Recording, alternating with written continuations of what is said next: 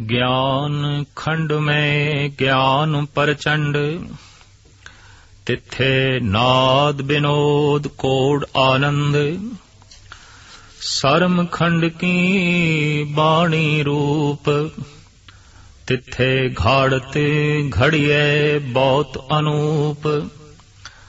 ताकियां गला कथया ना जाहे, जेको कहे पिछे पछुताए। तिथे घड़िए सुरत मत मन बुध, तिथे घड़िए सुरां सिधां की सुध। अध्यात्मक मंडल दे जो 5 पड़ाव ने, प्रथम धर्म खंड, दूजा ज्ञान खंड, तीजा सरम खंड, चौथा कर्म खंड और 5वां सच खंड। सच खंड मनुख दी मंजिल है। सच विच लीन होना जीवन दा मनोरथ है। सच विच सत स्वरूप हो जाना, सतचित आनंद हो जाना, यही जीवन दा मुदा है, मकसद है। 2 पड़ाव धर्म खंड ज्ञान खंड तो बाद साहिब गुरु नानक देव जी महाराज इस पौड़ी विच सरम खंड की व्याख्या करदे न। ज्ञान खंड की गल दोहरांदे होया आप फरमान करदे ने, ज्ञान खंड में ज्ञान प्रचंड। ज्ञान खंड विच पहुंचे हुए मनुख दे अंदर ज्ञान दी अगन प्रचंड रहिंदी है। भाव वो हर वक्त ज्ञान दे च रहिंदा है, सूझ समझ दे च रहिंदा है। बौद्धिक तल ते वो इस हद तक उन्नत हो जाता है कि वो परिपूर्ण परमात्मा नूं एक शक्ति समझदा है, व्यक्ति नहीं। उस अवस्था दे साहिब कहंदे ने, तिथे नाद विनोद कोड आनंद। उत्थे हजारां तरह दे नाद संगीत दियां धुनियां ने, जिन्हों अनहद दी धुन करके आख्या है। उत्थे करोड़ां तरह दे तमाशियां दा आनंद है, ते कोड उत्थे कौतक भी अनंत किस्मां दे ने। उत्थे आनंद है संगीत दा, तमाशियां दा ते तरह तरह दे कौतकां दा। भाव जो तमाशे वेख के, संगीत सुन के, तरह तरह दे होर रंग मेले वेख के जो मनुख नूं रस प्राप्त होंदा है, उस तो अनंत गुणा वध ये आनंद उस मनुख नूं ज्ञान खंडमई अवस्था विच प्राप्त हो जाता है। और लाजमी है कि इस अवस्था विच पहुंचे हुए मनुख दा बाहर दे रंग तमाशियां च कोई खास लगाव नहीं रहिंदा, और अनहद दी धुन नूं सुन के आहद दे संगीत तो भी किसी हद तक उपराम हो जाता है, क्योंकि अनहद दी धुनी विच संगीत दा सार आ जाता है। और विनोद ते कौतक जो ज्ञान खंडमई अवस्था विच बनदे ने, ਉਹਦੇ ਚ भी तमाम रंग तमाशियां दा सार आ जाता है, तत आ जाता है। इस तरह का जिहड़ा मनुख है किसी हद तक संसारिक तल तो उपराम होवेगा, क्योंकि संसार दे च जो कुछ है उस तो वध उसने अपने अंतर आत्मा उसकी झलक वेख लई है, उसका रस माण लिया। ज्ञान खंड तो अगली अवस्था है सरम खंड। सरम शब्द है संस्कृत दा, और इहदे अर्थ ने मेहनत, मुशक्कत, करड़ी घालना। वैसे शर्म शब्द जे परशियन दा होवे ते दा मतलब है लज्जा, हया। अगों जो कर्मखंड आ रहा है, तो कर्मखंड दा अगर उर्दू रूप लईए, परशियन रूप लईए, तो कर्म दा मतलब है बख्शिश, रहमत। लेकिन संस्कृत विच कर्म दा मतलब है कम, धंधा। तो सरम खंड मेहनत दा खंड। धर्म खंड विच सिर्फ शरीरक तल दी मेहनता सी, खाण पीण दा संजम, पहनण दा संजम, उठण बैठण दा संजम, गरज के ਜੀਵਨ ਦੀ ਬੈਰੂਨੀ ਕਿਰਿਆ ਨੂੰ ਸੀਮਤ ਦਾਇਰੇ 'ਚ ਰੱਖਣਾ, ਮਨੁੱਖਤਾ ਦੇ ਦਾਇਰੇ 'ਚ ਰੱਖਣਾ ਇੱਕ ਬਾਰ ਦੀ ਸਾਧਨਾ ਸੀ, ਪਰ ਇਹ ਇਤਨੀ ਕਰੜੀ ਨਹੀਂ ਸੀ। ਸਰਮਖੰਡ ਵਿੱਚ ਜਿਹੜੀ ਸਾਧਨਾ ਹੈ ਉਹ ਹੈ ਮਨ ਨੂੰ ਘੜਨ ਦੀ, ਬੁੱਧ ਨੂੰ ਘੜਨ ਦੀ, ਚਿੱਤ ਨੂੰ ਘੜਨ ਦੀ। ਇਸ ਵਾਸਤੇ ਇਸ ਨੂੰ ਗੁਰੂ ਨਾਨਕ ਦੇਵ ਜੀ ਮਹਾਰਾਜ ਨੇ ਮਿਹਨਤ ਦਾ ਖੰਡ ਆਖਿਆ ਹੈ, ਮੁਸ਼ੱਕਤ ਦਾ ਖੰਡ ਆਖਿਆ ਹੈ। ਔਰ ਇਹ ਇਤਨੀ ਕਰੜੀ ਘਾਲਣਾ ਹੈ ਕਿ ਜਗਤ ਦੀ ਕੋਈ ਘਾਲਣਾ ਇਸ ਦੀ ਤੁਲਨਾ ਤੇ ਨਹੀਂ ਰੱਖੀ ਜਾ ਸਕਦੀ। ਮਹਾਰਾਜ ਆਪ ਵੀ ਸ਼ਲੋਕ ਵਿੱਚ ਇਸ ਨੂੰ ਮੁਸ਼ੱਕਤ ਹੀ ਕਹਿੰਦੇ ਨੇ। ਜਿਨੀ ਨਾਮ ਧਿਆਇਆ ਗਏ ਮੁਸ਼ੱਕਤ ਘਾਲ, ਨਾਨਕ ਤੇ ਮੁਖ ਉਜਲੇ ਕੀਤੀ ਛੁੱਟੀ ਨਾਲ। ਤੋ ਸਰਮਖੰਡ ਕੀ ਬਾਣੀ ਰੂਪ, ਸਰਮਖੰਡ ਦੀ ਜਿਹੜੀ ਬਣਤਰ ਹੈ ਅਤਿਅੰਤ ਅਨੂਪਮ ਹੈ, ਸੁੰਦਰ ਹੈ, ਮਹਾਨ ਹੈ। किस ढंग दी सुंदर है और कैसी सुंदर है? तो आप कहते हैं तिथे घाड़ ते घड़िए बहुत अनूप। उत्थे अत्यंत सुंदर तरह दी, अत्यंत खूबसूरत किस्म दी घाड़त घड़ी जाती है, बनतर बनाई जाती है। की घड़िया जाता है? साहिब कहते ने वास्तविक उसदी ते पूर्ण तौर ते व्याख्या करनी कठिन है। तांकियां गलां कथया ना जाए, जे को कहे पिछे पछताए। की घड़िया जांदा है, किस ढंग दा घड़िया जांदा है और वो घाड़त है कि? महाराज दा कहना है ये बयान तो परे है, कथन तो परे है। अगर कोई कोशिश करके हिम्मत करके कथन कर भी देवे ते उन्होंने पश्चाताप होवेगा बई इस अवस्था बारे जो मैं कथन कीता है मेरा कथन अधूरा है। दरअसल ये अवस्था मेरी कथनी तो अगे है, मेरे कहण तो अगे है।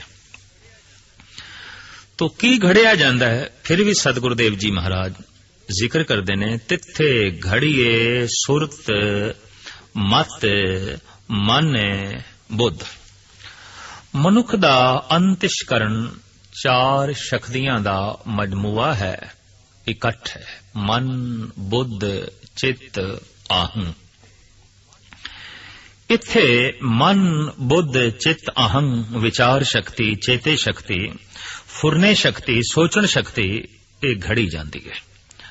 और चूंकि सारियां शक्तियां सूक्ष्म ने इस वास्ते इनू घड़न लई भी अत्यंत सूक्ष्म साधना, अत्यंत सूक्ष्म बिरतियां दा प्रवाह चाहिदा है। तो साहिब कहते ने इस अवस्था दे च पहुंच के मनुख अपने मन नू घड़दा है। सोने नू घड़ लईए ते खूबसूरत गहणियां दी शक्ल अख्तियार कर जांदा है। घड़ी हुई मिट्टी खूबसूरत सुराही बन जाती है, प्याला बन जाती है, घड़ा बन जाती है। घड़िया होया लोहा कारामद मशीनरी बन जाता है। और घड़ी हुई लक्कड़ खूबसूरत फर्नीचर की शक्ल अख्तियार करके काबले इस्तेमाल बनती है। इसी तरीके नाल जमीन नू जे घड़ दईए तां घड़ी हुई जमीन गुलिस्तान बन जाती है, बाग बन जाती है। पर जमीन घड़ना, लकड़ घड़ना, लोहा घड़ना, सोना चांदी घड़ना इस नालों भी बिखम है अपना जीवन घड़ना, अपने आप नू घड़ना। ते अपने आप नू घड़ना की है? अपने मन नू घड़ना। अनघड़ा मन ऐसा है जैसे पई हुई मिट्टी है, पर घड़े होया मन ऐसा है जैसे सुराही।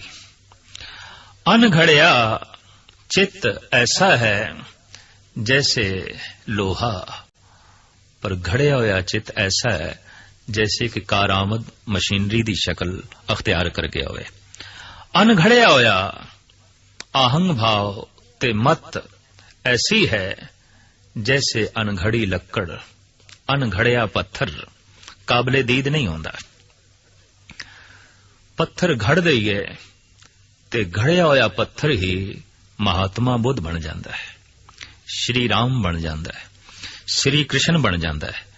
ਤੇ ਜੇ ਘੜਿਆ ਹੋਇਆ ਪੱਥਰ ਸ਼੍ਰੀ ਰਾਮ ਬਣ ਸਕਦਾ ਹੈ तो क्या घड़िया होया जीवन परमात्मा नहीं बन सकता, ईश्वर नहीं बन सकता?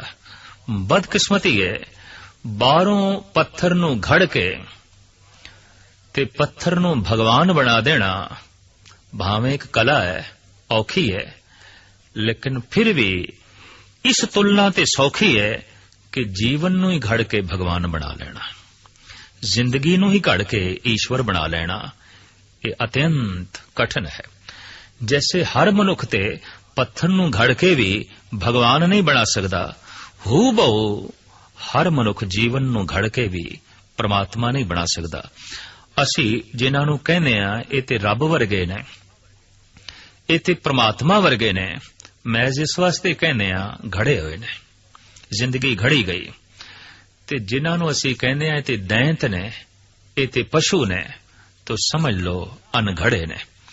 अनघड़ा पत्थर काबले दीद भी नहीं और काबले इस्तेमाल भी नहीं। जद पत्थर नूं घड़ लईए तो सीढ़ी च काम आ जांदा है और सीढ़ी उपर कोठे दे चढ़न दे काम आउंदी है, पर अनघड़िया पत्थर सीढ़ी च नहीं लग सकदा। अनघड़िया पत्थर रस्ते विच बाधा ते खड़ी कर सकदा है, अनघड़िया पत्थर साधक नहीं बन सकदा। अनघड़ी जिंदगी कई जिंदगियां लई बाधक बनेगी, तबाही दा बायस बनेगी, पर घड़ी हुई जिंदगी कई जिंदगियां नूं सवारेगी और उपर चढ़न दा साधन बनेगी। जैसे घड़िया होया पत्थर सीढ़ी बन के कईयां नूं उपर चाड़न दा साधन बनदा है, घड़ी हुई जिंदगी कईयां नूं अगां लै जाण दा साधन बनदी है, उपराला बनदी है। तो सब तो ये बिखम कम है अपने मन नूं घड़ना। घड़े हुए मन की यह पहचान है कि उस दे गलत फुरनियां दा प्रवाह कतई नहीं चलेगा, और अनघड़े मन की यह पहचान है कि उहदे च चंगे फुरनियां दे नाल नाल माड़े फुरने भी चढ़नगे। अनघड़े मन का मतलब है दुबदा दे जी रहा है, नेकियां भी हैगियां ने, बदियां भी हैगियां ने, परोपकार की भावना भी है, पर दुराचार का रस भी है, दया भावना भी है, पर कठोरता भी है, कुर्बान होने का जज्बा भी है, पर कुर्बानी लैन का जज्बा भी उसके अंदर मौजूद है। ये दो भाव जिस मन दे चाहुंदे ने उन्होंने कहंदे ने इहदे अंदर दुबदा है, और करीबन करीबन मन का सुभाव भी है दुबदा दे च जीवना, पर जो मन घड़िया गया है वह एक रस हो गया है। उहदे च हुण दुबदा नहीं, उहदे च नेक ही फुरने ने, बुरे फुरने नहीं हो सकते। ते परमात्मा दी तलाश इसे ही मन दे चों करनी है। ईरान दा प्रसिद्ध संत जनाब हाफिज दा कहना है, ऐ खुदा जू या खुदा गुम करदा ऐद, गुम दरी उमवाज कुलजम करदा ऐद। ऐ खुदा नू लभण वालिओ, उसनू ते तुसी मन दियां छल्लां दे ची डोब के रख दिता है। किथे पै लभदे हो? मस्जिद विच, मंदिर दे च, किसी धार्मिक अस्थान दे च नहीं, मन दियां छल्लां दे च उसनू लभो, मन दी गहराई दे च उतरो, उन्हों ते तुसी डोब के रख दिता है मन दे वेग दे च, मन दे फुरनियां दे च। ऐ खुदा जू या खुदा गुम करदा ऐद, गुम दरी अबवाज कुलजम करदा ऐद। मन एक दरिया है और इहदी लहरां दे च तुसी परमात्मा नू डोब के रख दिता है। तो परमात्मा नू डोबण तो मुराद जिंदगी डोब के रख दिती है, सुख नू डोब के रख दिता है, शांति नू डोब के रख दिता है, आनंद नू असी डुबो के ही रख दिता है। ते जिथे डुबोया है हुण उत्थे ही लभना पेगा, जिथे आनंद नू गर्क कीता है उत्थों ही लभना पेगा। इस वास्ते धर्म परमात्मा दा रस अपने मन दे चों ही लभना हुंदा है। तदी ते सतगुरु कहंदे ने, इस मन को कोई खोजो भाई, मन खोजत नाम नौ निद पाई। मन नू खोजदियां नौ निद नाम दी प्राप्ति हो जाती है। तो घड़े होए मन दी ये पहचान कि उस दे च गलत फुरनियां दा वेग कतई नहीं चलेगा। जितने फुरने चलणगे नेक चलणगे, ਚੰਗੇ ਚੱਲਣਗੇ। ਸੁਰਤ ਘੜੀ ਗਈ, ਵਿਚਾਰ ਸ਼ਕਤੀ ਘੜੀ ਗਈ। ਭਾਵ ਇਹ ਵਿਚਾਰੇਗਾ, ਹੁਣ ਸਹੀ ਵਿਚਾਰ ਕਰੇਗਾ। ਔਰ ਇਤਨੀ ਗੱਲ ਸਪਸ਼ਟ ਹੈ ਕਿ ਮਨੁੱਖ ਹੈ ਵੀ ਇੱਕ ਵਿਚਾਰ। ਕਈ ਦਫਾ ਬੰਦਾ ਸਰੀਰ ਦੀ ਚੋਟ ਤੇ ਬਰਦਾਸ਼ਤ ਕਰ ਲੈਂਦਾ ਹੈ, ਪਰ ਆਪਣੇ ਵਿਚਾਰਾਂ ਦੀ ਚੋਟ ਨਹੀਂ ਬਰਦਾਸ਼ਤ ਕਰਦਾ।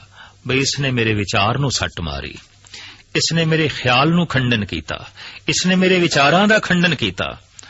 ਤੋ ਕਿਸੇ ਦੇ ਵਿਚਾਰਾਂ ਦਾ ਖੰਡਨ ਕਰੀਏ, ਜ਼ਰਬ ਪਹੁੰਚਾ ਕੇ, ਇਹ ਨਾਕਾਬਲੇ ਬਰਦਾਸ਼ਤ ਹੋ ਜਾਂਦਾ ਹੈ। ਇਸ ਤੋਂ ਵੀ ਇੱਕ ਗੱਲ ਸਪਸ਼ਟ ਹੋ ਜਾਂਦੀ ਹੈ ਕਿ ਬੰਦਾ ਹੈ ਵੀ ਵਿਚਾਰ। ਮਨੁੱਖ ਸਾਰੇ ਦਾ ਸਾਰਾ ਬਦਲ ਜਾਂਦਾ ਹੈ ਜਦ ਉਸ ਦੇ ਵਿਚਾਰ ਬਦਲ ਜਾਂਦੇ ਨੇ। ਔਰ ਸਾਰੀ ਜ਼ਿੰਦਗੀ ਵਿਚਾਰਾਂ ਤੇ ਖੜੀ ਹੈ।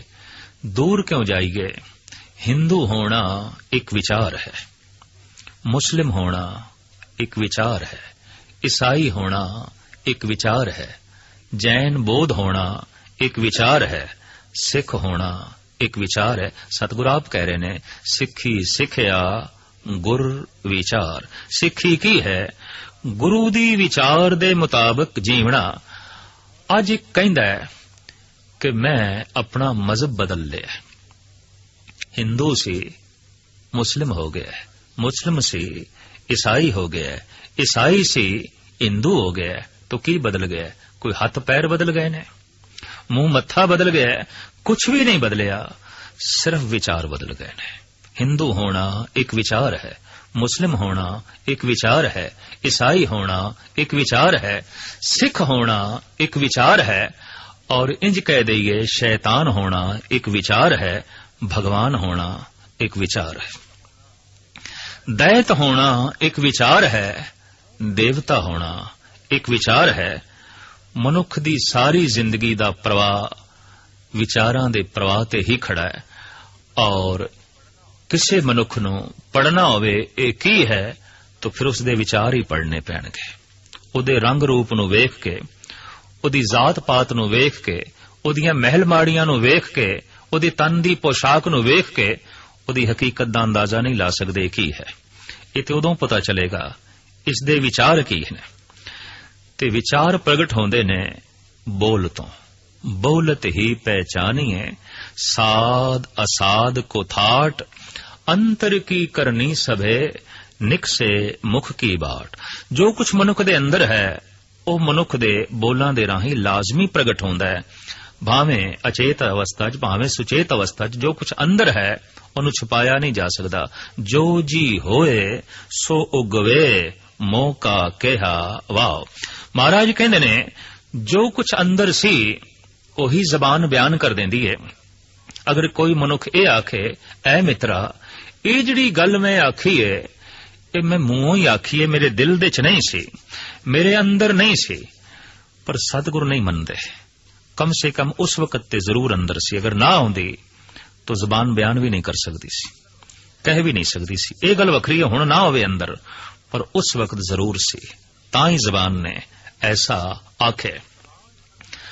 तो जबान अंदर दे भाव नूं प्रगट करके रख देंदी है।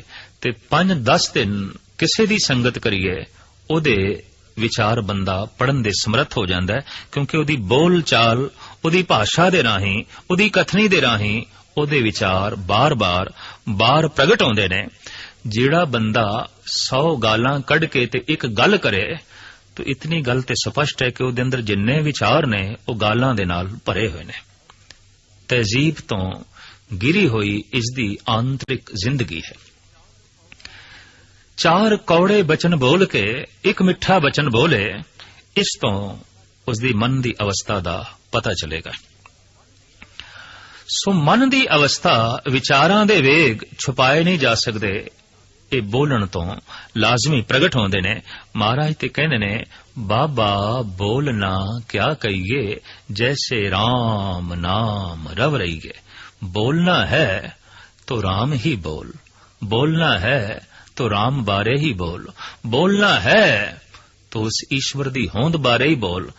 अगर तू कुछ होर बोलदा रहा ते होर बोलण दे संस्कार अंदर वधाई गया तो विकार वधणगे। बोलत बोलत बढ़े बिकारा, बिन बोले क्या करे विचारा। आखिर जितना मनुख बोलदा है उतना ही मन खिंड जाता है, उतनी शक्ति जो है खिलर जाती है, और जितना बोलदा है अगला उतना ही उसदे मन नूं पढ़ लैंदा है, उहदे विचारां नूं पढ़ लैंदा है। कई दफा खामोश तबीयत बंदे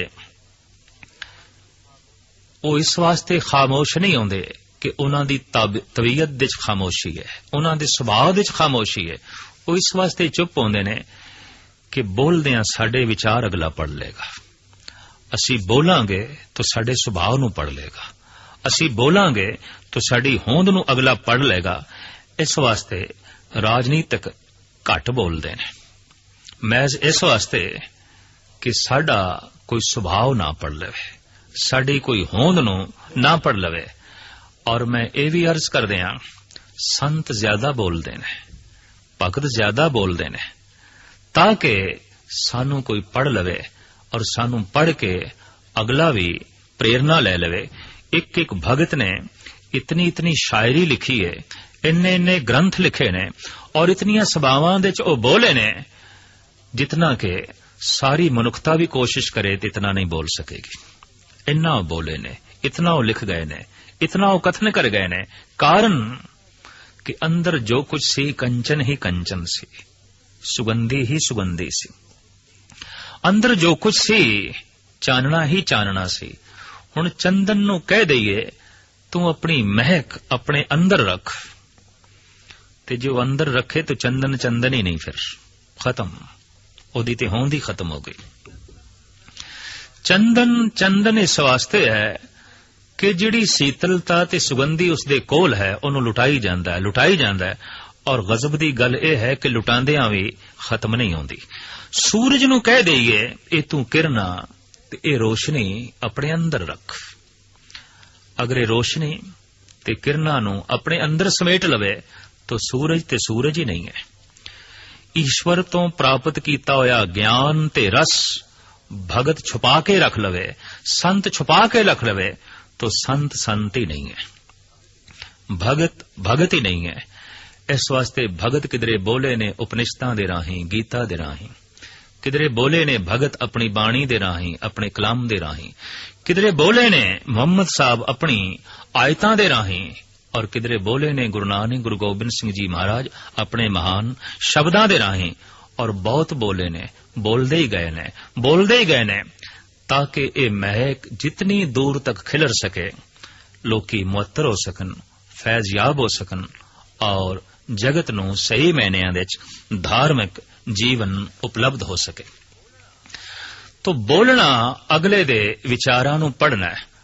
ते जिहड़ा बंदा हर वक्त राजनीतिक मसले उठावे, समाज दे दुख दी गल करे, बार बार रोने रोवे, तो बार बार दे रोने रोण दा मतलब तो इतना है कि इहदी जिंदगी दे सिवाय रोण तो होर कुछ नहीं। उहदे विचार पढ़ ले गए, उहदा मन पढ़ लिया गया, दुख दे च जी रहा है, बेबसी दे जी रहा है, परेशानियां दे जी रहा है, अनेकां मसलियां दे जी रहा है। ते जिहड़ा बार बार आनंद दी गल करे या दूसरे दे हित दी गल करे तो उत्थों पता चलता है परोपकारी है या ये भगत है। तो तीसरे पड़ाव दे पहुंच के भगत अपने मन नूं घड़ लैंदा है। घड़न दी साधना, ध्यान साधना की है, चतुष्टा अंतिशकरण नूं घड़न दी साधना। मन ऐसा घड़िया गया हुण कोई गलत फुरना नहीं निकलदा, और सुरत घड़ी गई, कोई गलत विचार अंदरों नहीं पैदा होंदी। मत घड़ी गई, हुण कोई गलत फैसला ये करदा ही नहीं। जो फैसला है इसदा अटल है और सही है। और इसे तरीके नाल बुद्ध घड़ी गई, विचारां दा वेग सारे दा सारा घड़िया गया। और ये बनतर साहिब कहंदे अत्यंत सुंदर है। खूबसूरत ओ नहीं जिहदे मुंह मस्तक दे नक्शो निगाह सोहणे घड़े होए होवन। दरअसल खूबसूरत ओ है जिसदा मन घड़िया होया। हजार आराइशें सदके हैं उसकी सादावाजी पर, नहीं मोहताज ज़ेवर, इल्म अकल ने जिसको सवारा है। जिसनों परमात्मा ने इस ढंग दीयां खूबियां दित्तियां ने, इस ढंग दा शिंगार जिसने अपने मन नूं पहना लिया है, ਉਹਨੂੰ ਬਾਹਰੋਂ ਕਿਸੇ ਆਰਾਇਸ਼ ਦੀ ਲੋੜ ਨਹੀਂ, ਕਿਸੇ ਸਾਜ਼ੋ ਸਮਾਨ ਦੀ ਲੋੜ ਨਹੀਂ, ਕਿਸੇ ਸ਼ਿੰਗਾਰ ਦੀ ਲੋੜ ਨਹੀਂ। ਤੋ ਸਾਹਿਬ ਕਹਿੰਦੇ ਨੇ ਤਿੱਥੇ ਘੜੀਏ ਸੁਰਤ ਮਤ ਮਨ ਬੁੱਧ। ਉਸ ਤੀਜੇ ਪੜਾਅ ਦੇ ਚ ਘੜਿਆ ਗਿਆ ਮਨ, ਘੜੀ ਗਈ ਮਤ, ਘੜੀ ਗਈ ਸੁਰਤ ਤੇ ਘੜਿਆ ਗਿਆ ਮਨੁੱਖ ਦਾ ਵਿਚਾਰਾਂ ਦਾ ਢਾਂਚਾ, ਚਤੁਸ਼ਟਾ ਅੰਤਾਕਰਨ ਘੜਿਆ ਗਿਆ। ਹੁਣ ਇਹ ਗਲਤ ਗੱਲਾਂ ਯਾਦ ਨਹੀਂ ਕਰਦਾ, ਹੁਣ ਗਲਤ ਫੁਰਨਿਆਂ ਦਾ ਪ੍ਰਵਾਸ ਦੇ ਅੰਦਰੋਂ ਨਹੀਂ ਚੱਲਦਾ, ਹੁਣ ਇਹ ਕੋਈ ਗਲਤ ਸੋਚਣੀਆਂ ਨਹੀਂ ਸੋਚਦਾ, ਇਹ ਹੁਣ ਗਲਤ ਫੈਸਲੇ ਵੀ ਨਹੀਂ ਦਿੰਦਾ। ਜੋ ਬੰਦਾ ਗਲਤ ਸੋਚਣੀਆਂ ਸੋਚ ਰਿਹਾ ਹੈ, ਸਮਝ ਲਓ ਮਤ ਗਲਤ ਹੈ। ਜੋ ਗਲਤ ਗੱਲਾਂ ਨੂੰ ਯਾਦ ਕਰ ਰਿਹਾ ਹੈ, ਸਮਝ ਲਓ ਚਿੱਤ ਘੜਿਆ ਹੋਇਆ ਨਹੀਂ ਹੈ। ਤੇ ਜਿਸ ਦੇ ਅੰਦਰ ਫੁਰਨਿਆਂ ਦਾ ਵੇਗ ਬੜਾ ਹੀ ਗਲਤ ਚੱਲ ਰਿਹਾ ਹੈ, ਸਮਝ ਲਓ ਮਨ ਘੜਿਆ ਹੋਇਆ ਨਹੀਂ ਹੈ। ਦੁਨੀਆ ਇਤਨੀ ਬਦਸੂਰਤ ਕਿਉਂ ਹੋ ਗਈ ਹੈ ਔਰ ਇਹਨੂੰ ਕਲਯੁਗ ਕਿਉਂ ਆਖਣਾ ਪਿਆ? ਦਰਅਸਲ ਇਤਨੀ ਅਣਘੜੀ ਜ਼ਿੰਦਗੀ ਹੈ, ਇਤਨਾ ਅਣਘੜਿਆ ਹੋਇਆ ਮਤ ਹੈ, ਮਨ ਹੈ, ਬੁੱਧ ਹੈ ਕਿ ਕੁਦਰਤੀ ਹੈ ਦੁਨੀਆ ਨੇ ਤੇ ਦੋਜ਼ਖ ਬਣਨਾ ਹੀ ਸੀ। ਅਣਘੜੇ ਪੱਥਰਾਂ ਦਾ ਢੇਰ ਹੋਵੇ ਤੇ ਉੱਥੋਂ ਕੋਈ ਲੰਘਣਾ ਚਾਹੇ ਤੇ ਰਸਤਾ ਥੋੜੀ ਮਿਲੇਗਾ। ਆਖਰ ਉਹ ਪੱਥਰਾਂ 'ਚ ਟਕਰਾ ਕੇ ਔਖਾ ਹੀ ਹੋਵੇਗਾ। ਔਰ ਪੱਥਰ ਜਦ ਟਕਰਾਉਂਦੇ ਨੇ ਤਾਂ ਅਗਨੀ ਪੈਦਾ ਹੁੰਦੀ ਹੈ। ਦੋ ਬੰਦਿਆਂ ਦਾ ਟਕਰਾਓ ਕਿਸੇ ਫਿਤਨੇ ਫਸਾਦ ਨੂੰ ਜਨਮ ਦਿੰਦਾ ਹੈ ਔਰ ਇਹ ਟਕਰਾਓ ਵੀ ਦੱਸਦਾ ਹੈ ਕਿ ਅਣਘੜੇ ਨੇ, ਘੜੇ ਹੋਏ ਨਹੀਂ ਨੇ। ਦੁਨੀਆ ਇਸ ਲਈ ਕਰੂਪ ਹੋ ਗਈ ਹੈ। ਤੀਸਰੇ ਪੜਾਅ ਦੇ ਚ ਪਹੁੰਚ ਕੇ ਮਨੁੱਖ ਆਪਣੇ ਮਨ ਨੂੰ ਘੜ ਲੈਂਦਾ ਹੈ, ਮਤ ਨੂੰ ਘੜ ਲੈਂਦਾ ਹੈ, ਸੁਰਤ ਨੂੰ ਘੜ ਲੈਂਦਾ ਹੈ, ਬੁੱਧ ਨੂੰ ਘੜ ਲੈਂਦਾ ਹੈ। ਭਾਵ ਉਸਦੀ ਚੇਤੇ ਸ਼ਕਤੀ ਪਵਿੱਤਰ ਹੋ ਜਾਂਦੀ ਹੈ, ਚੰਗੀਆਂ ਗੱਲਾਂ ਯਾਦ ਕਰਦਾ ਹੈ, ਉਹਦਾ ਮਨ ਪਵਿੱਤਰ ਹੋ ਜਾਂਦਾ ਹੈ, ਚੰਗੇ ਫੁਰਨਿਆਂ ਦਾ ਪ੍ਰਵਾਹ ਅੰਦਰ ਜਾ ਰਹੀ ਹੈ। ਉਹਦੀ ਮਤ ਘੜੀ ਗਈ, ਉਹਦੀ ਸੋਚਣੀ ਬੜੀ ਜੋ ਹੈ ਚੰਗੀ ਹੋ ਜਾਂਦੀ ਹੈ ਔਰ ਬੁੱਧ ਘੜੀ ਗਈ, ਉਹਦੀ ਚੇਤੇ ਸ਼ਕਤੀ ਬੜੀ ਚੰਗੀ ਹੋ ਜਾਂਦੀ ਹੈ, ਨਿਰਮਲ ਹੋ ਜਾਂਦੀ ਹੈ, ਸਵੱਛ ਹੋ ਜਾਂਦੀ ਹੈ, ਪਵਿੱਤਰ ਹੋ ਜਾਂਦੀ ਹੈ। ਸਾਹਿਬ ਕਹਿੰਦੇ ਨੇ ਤਿੱਥੇ ਘੜੀਏ ਸੁਰਾਂ ਸਿਧਾਂ ਕੀ ਸੁਧ। ਇਸ ਪੜਾਅ ਵਿੱਚ ਪਹੁੰਚੇ ਹੋਏ ਮਨੁੱਖ ਦੀ ਮਤ ਇਸ ਤਰ੍ਹਾਂ ਘੜੀ ਜਾਂਦੀ ਹੈ ਜਿਸ ਤਰ੍ਹਾਂ ਸਿੱਧਾਂ ਦੀ ਮਤ ਹੈ, ਦੇਵਤਿਆਂ ਦੀ ਮਤ ਹੈ। ਸੁਰਾਂ ਸਿਧਾਂ ਕੀ ਸੁਧ। ਜੋ ਸੁਧ ਦੇਵਤਿਆਂ ਕੋਲ ਹੈ, ਜੋ ਸੁਧ ਸਿੱਧਾਂ ਕੋਲ ਹੈ, ਇਹ ਸੁਧ ਔਰ ਇਹ ਸਿੱਧੀ ਉਸ ਪੁਰਸ਼ ਕੋਲ ਆ ਜਾਂਦੀ ਹੈ ਜਿਸ ਨੇ ਆਪਣਾ ਮਨ ਘੜ ਲਿਆ, ਬੁੱਧ ਘੜ ਲਿਆ, ਚਿੱਤ ਘੜ ਲਿਆ ਤੇ ਅਹੰਗ ਭਾਵ ਘੜਿਆ ਗਿਆ।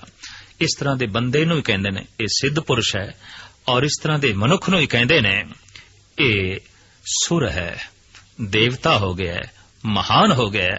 ਲਿਹਾਜ਼ਾ ਸਾਹਿਬ ਕਹਿੰਦੇ ਨੇ ਇਹ ਬਣਤਰ ਅਤਿਅੰਤ ਸੁੰਦਰ ਹੈ ਤੇ ਦੁਨੀਆ ਦੀ तमाम ਸੁੰਦਰਤਾ ਇਸ ਤਰ੍ਹਾਂ ਦੇ ਮਨੁੱਖ ਦੇ ਉੱਤੋਂ ਕੁਰਬਾਨ ਕੀਤੀ ਜਾ ਸਕਦੀ ਹੈ।